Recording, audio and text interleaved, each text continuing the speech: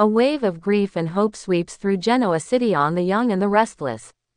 Genoa City, a town known for its dazzling power plays and endless romantic entanglements, has always stood resilient in the face of drama. But this week on the young and the restless, a wave of grief unlike any other has settled over the city, touching every corner of its tightly interwoven community. And yet, even in the midst of unimaginable loss, flickers of hope are beginning to shine through, bringing the town together in ways few could have predicted. A devastating blow. The news spread like wildfire. Tracy Abbott collapsed at the Chancellor Gala, and despite the best efforts of doctors, she didn't survive the night. Her sudden passing has sent shockwaves across Genoa City, uniting enemies, estranged family members, and former lovers in collective mourning. At Jabbett, operations came to a standstill. Jack Abbott, usually a pillar of strength, appeared utterly shattered as he returned from the hospital, still clutching Tracy's personal effects. The conference room, once a hub of high-powered decision-making, transformed into a space of sorrow as employees gathered for an impromptu moment of silence. Kyle Abbott, visibly shaken, offered a heartfelt tribute to his aunt, recalling her unwavering compassion and quiet strength. Tracy believed in family. No matter how broken things seemed, she always found a way to pull us back together, he said through tears. A community comes together. The effects of Tracy's death weren't confined to the Abbott family. She had touched lives far beyond her immediate circle. At Crimson Lights, Sharon served free coffee in honor of Tracy, a gesture that brought together everyone from Victor Newman to Mariah Copeland. There were no sides that morning, only shared grief. Victor, never one to openly show emotion, placed a single white rose on Tracy's chair during a memorial luncheon held at Society. Nikki followed, clutching Tracy's favorite poetry book, whispering lines from a piece Tracy had once written about finding light in the darkness. "I never thought I'd say this," Nikki admitted, "but Tracy reminded me that strength isn't always about power. Sometimes it's just about showing up for those you love." Old wounds reopened. As with any loss, Tracy's passing has forced many to confront old wounds. Ashley Abbott returned from Paris, her usual composed demeanor replaced by visible vulnerability. Her years-long feud with Jack reignited, not out of anger, but pain. "You always kept her here while I was gone," Ashley accused Jack.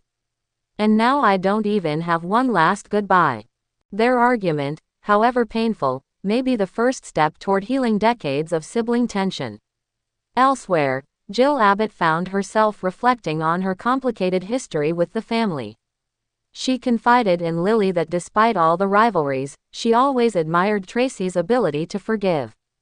"She was the heart of that family," Jill said, her voice cracking. "The one who never let the past poison the future." A young life changed forever. Perhaps the most heart-wrenching aspect of Tracy's passing is the impact on her granddaughter, Lucy. Just beginning to blossom as a young woman, Lucy now faces life without the one person who consistently nurtured her creativity and spirit. In a powerful scene, Lucy sat alone in Chancellor Park, reading a letter Tracy had written weeks ago for her birthday. "Always chase your dreams," the letter read. "And remember, even in silence, my love will be with you." The moment was underscored by soft piano music, leaving even the most hardened fans in tears. Daniel Romalotti, Lucy's father, promised to step up in ways he hadn't before. "Mom would have wanted me to protect Lucy's heart," he told Lily. "And that's what I'm going to do, no matter what." Seeds of hope begin to grow. As the week progressed, the grief that paralyzed Genoa City slowly began to give way to something else, hope. Jack and Ashley called a rare joint press conference at Jabbett, announcing a new charity initiative in Tracy's name, focused on literacy and mental health, two causes close to her heart. "We want her legacy to be more than just memories," Jack said. "We want it to be a force for good in this world." The announcement received a standing ovation from shareholders and citizens alike. Abby, visibly moved, offered to host the inaugural gala at Society and even convinced Devin and Lily to partner with Chancellor Winters on funding and outreach. Elsewhere, Summer and Kyle, inspired by Tracy's unwavering love for family, began the process of reconciliation. The couple, long torn by betrayal and miscommunication, found common ground in their shared memories of Tracy's support during difficult times. "I don't want to fight anymore," Summer admitted. "Life's too short. Tracy always believed in us, even when we didn't believe in ourselves." Kyle responded simply, "Then let's try again." For her, faith renewed, futures rewritten. Even Sharon, who has weathered countless storms of her own, found herself renewed in purpose. She organized a community poetry night at Crimson Lights in Tracy's memory, an evening where everyone, regardless of age or background, could share words of sorrow, joy, and healing.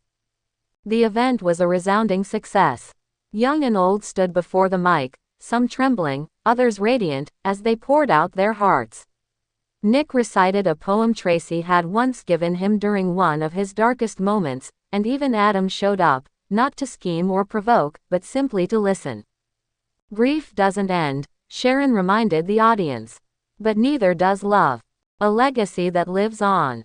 As Genoa City slowly rebuilds its emotional landscape, one thing is certain: Tracy Abbott's legacy is not just in the memories of those she left behind. It lives on in every act of kindness, every reconciled relationship, every spark of hope she inspired.